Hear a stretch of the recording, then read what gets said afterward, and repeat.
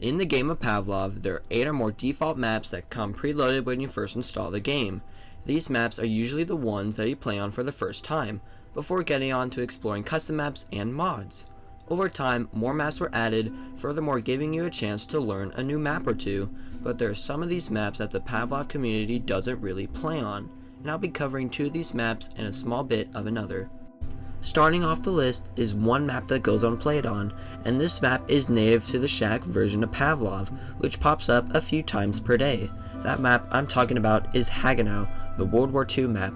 Normally, Haena is mostly played on in Take TDM, but not as much as S&D. The reason why is that players just don't get a good feel from this map, and that is because on how big the map is. It's essentially a big open field with some houses to hide out in.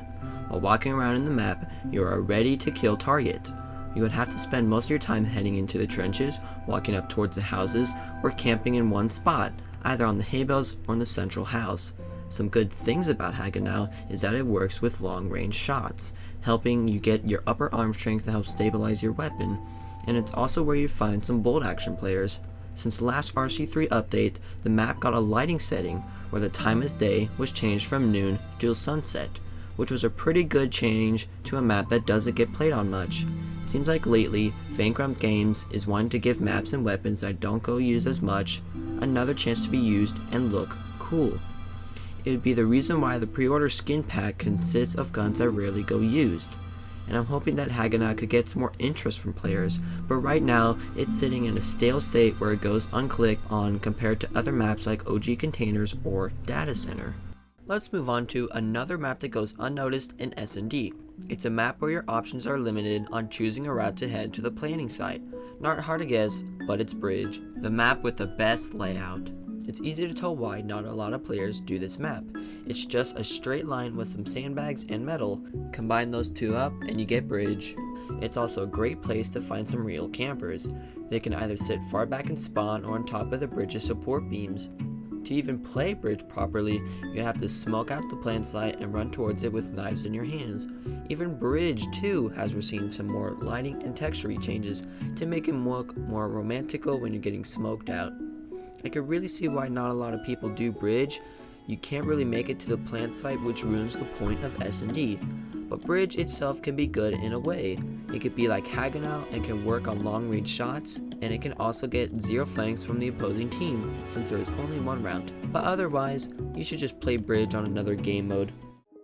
Moving on to the final map, this map is the one where mostly everyone in the Pavlov community doesn't really play on. Considered to be like Data Center, but extremely hard to learn the layout. This map is Bunker, the confusing map. Back in June of 2022, when the RC1 update for Pavlov came out, it came with the introduction of Scopes, Gore, and Bunker. Bunker came ported from the PC version of Pavlov with downgraded graphics, but still retained the same layout. Bunker had seen a lot of use from players since it was released so recently, so everybody wanted to get a play on this fresh, new, official Pavlov map. But basically after a month or two since RC1 came out, it blended in with the rest of the maps, and today, not a lot of players even touch it to begin with. But how so? It mainly has to do on how the map is laid out. It's not laid out similar to Data Center with a mirrored layout. Bunker is set up to where it came right out of the back rooms, which means you don't really know where you're going. This place has a lot of short corners to find shotgun players than any other map. Most of the plant sites have many routes to get to, but when you enter a new room, it looks like the same as the previous one you were at, which can make the plant site difficult to find. It can be hard to tell if an oncoming player can be a teammate or an opponent, which can lead to a team kill. But some good things about Bunker is that when you finally understand the map, it can be pretty easy to defuse the bomb. You can take many routes to the plant site to defuse. Bunker can be really enjoyed as a prop hunt map. With many objects and rooms, you can find a great spot to hide out at. Most of the players, when they finish a Bunker map in S&D, would instantly change it to a different map.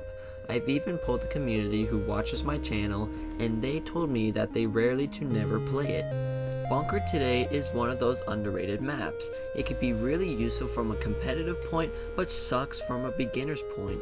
I really hope that Bunker could receive some more love today. Most of these maps today all have one thing in common. They are either too far or too short.